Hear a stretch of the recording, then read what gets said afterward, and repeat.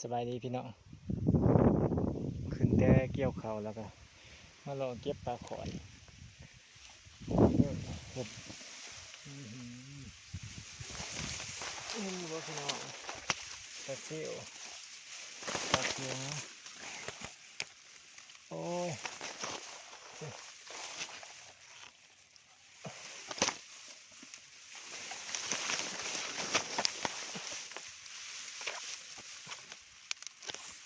ตะคอปลาเค็งปลาซิวตายไปแล้วตะคอโอ้เอาปลาซิวมาก่อยกินก่อน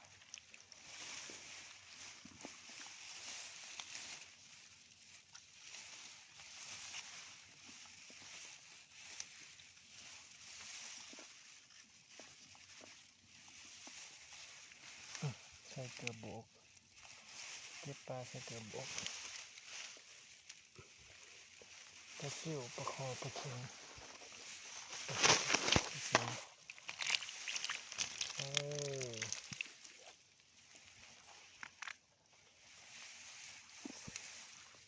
จะใส่จะโตเลย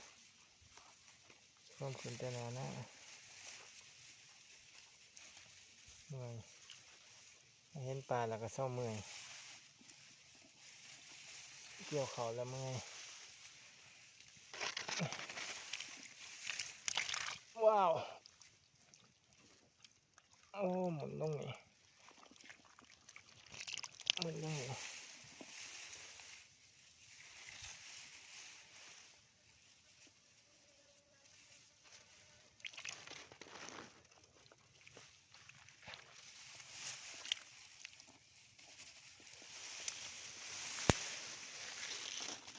ตะขอไปใส่เลย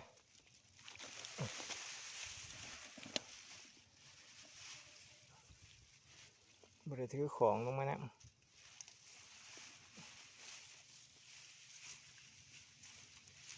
แดดปลาซิวก็จะตายทั้งหัวทั้งปลาซิว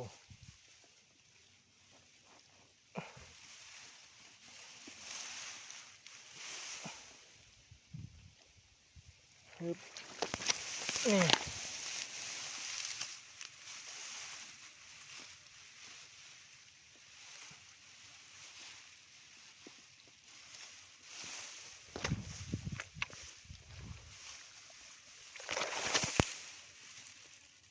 เอาปลาซิวบอล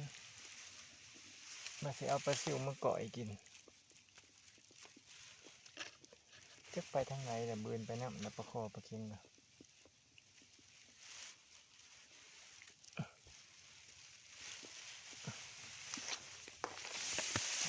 อุ้ยได้เติบดีด้วยพี่น้องเอ้ยซ้ำสิเปื้อนซ้ำสิเลือกตะขอตัวนี้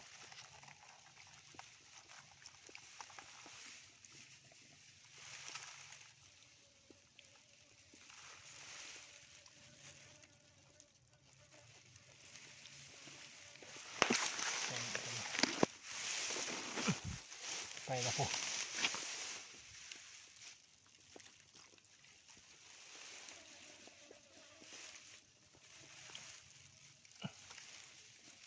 ตาคอน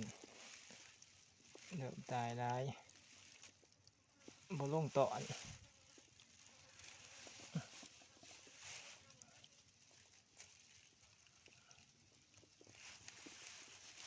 ฝนตกนี่ไปเบิดในป่าในน้อง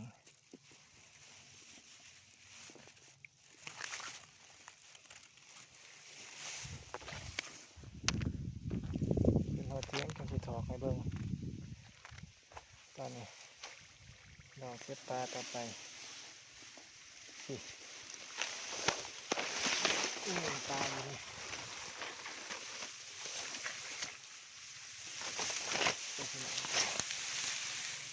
โอ้มาโหมอยู่เลย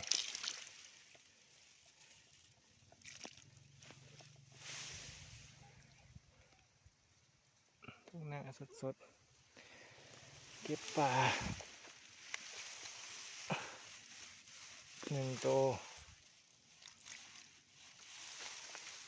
2 ตัว 3 ตัว 4 ตัว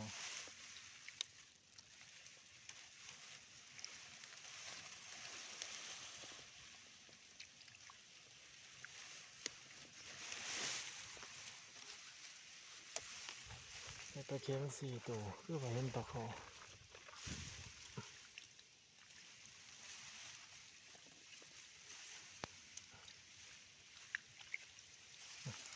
มาเสียปลาซิวมาก่อย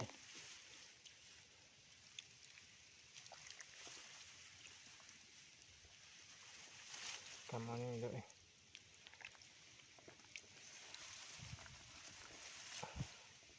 ก่อยก็จะเอาไปปล่อยอยู่น้องซะบ่ได้ก่อยก็มันบ่ตาย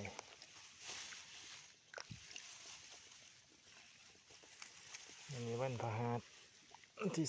24บ่ไปหาไปแล้วก็คอยตัวนั้นที่เราบ่เห็นแบบไปไว้ไปเอาอยู่พุ่นน่ะ